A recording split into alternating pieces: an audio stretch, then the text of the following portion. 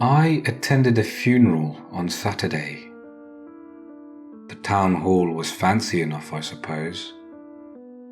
Blandly petaled flowers hung everywhere, in every corner imaginable, masking the smell of dozens of sweaty patrons in black and possibly the odor of decay. They decorated the largest room, and I figured they'd be a pain for someone to clean up. After all, of all the rooms in that hall, the funeral took place in the one with the most floor space. The casket was carved with intricate patterns and lined with satin. It had been designed for a family, with a lot of green that gets you nice things in their pocket. It too was covered in flowers and topped by one blood-red rose. The people were mixed. Some were strangers to me. Some were close friends. And two were my parents. They greeted me all the same. Their eyes were dark with sadness. All wore a disheartening black. There once was a time long ago when people wore white to funerals, did you know? The service was bleak. Family members told stories of the deceased, tears filling their eyes. One broke down crying and found herself unable to finish. Organ music played more than once. Sniffles and sobs echoed off the walls and ceiling, but none were my own. As it all went on, it became harder and harder for me to keep from laughing. The corpse belonged to a lady with a greedy heart. From the beginning, she had been raised to take anything she could get her hands on. And right till the end, that was her stubborn mindset. The family business was everything to her, the only one on earth that mattered.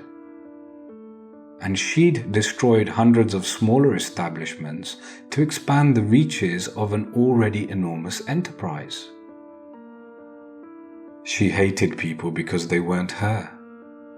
She only cared about herself, not anyone who thought they trusted her or thought of her kindly. She was the single most selfish person on the face of this earth. The old bitch had died the way she needed to.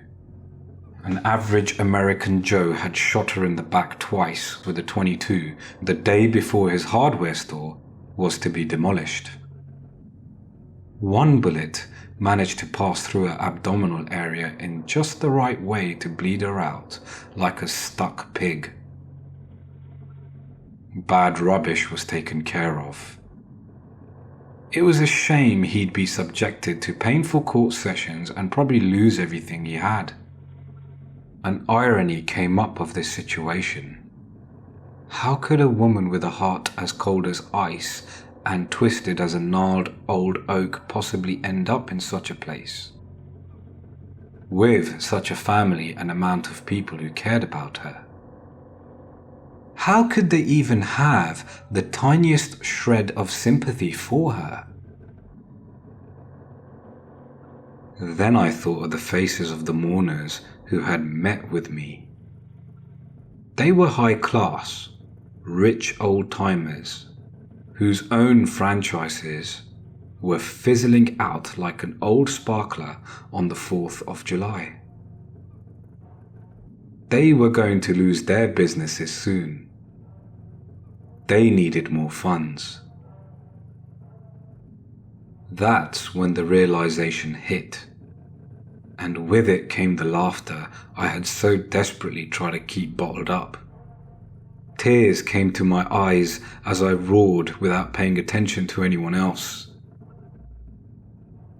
This funeral, this whole event was happening because every person attending wanted some of the dead's billions.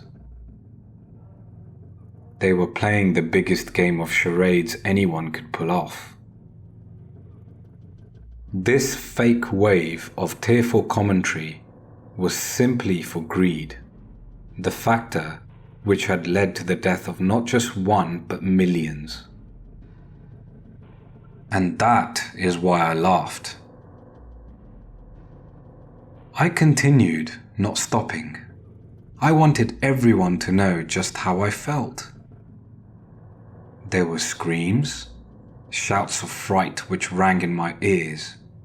Footsteps sounded all around us as people ran for the exit. A single short man fell to the floor. After he was stepped upon enough times, he didn't stand back up. I guess you figured out why they ran by now. You're not supposed to laugh at your own funeral.